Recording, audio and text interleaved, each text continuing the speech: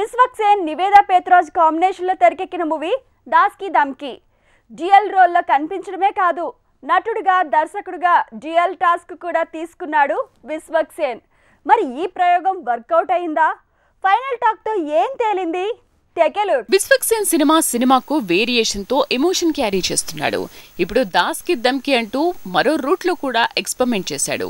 Double photo concept తో దండెత్తాడు. ఓ middle class hero rich life కోరుకోవడం, తనలాంటి మరో వ్యక్తి రిచ్ అవ్వడంతో తన పాత్రలోకి ఈ హీరో వెళ్లడం ఇవేవి కొత్త పాయింట్లు కావు.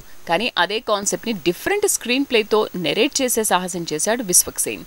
నటుడిగా, దర్శకుడిగా, నిర్మాతగా భారీ రిస్కే చేశాడు. దాస్ కి ధమ్కీలో 2 విభిన్న పాత్రల్లో పాతుకుపోయిన విశ్వక్సేన్ నటనతో మరో మెట్టు పైకెక్కాడు.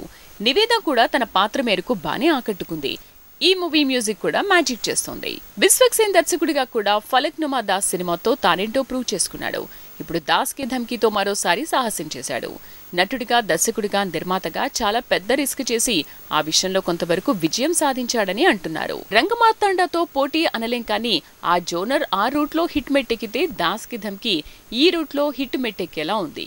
ఫైనల్ టాక్ కిక్కిస్తోంది. పాజిటివ్ టాక్ పెరగడంతో లెక్క మారేలా ఉంది.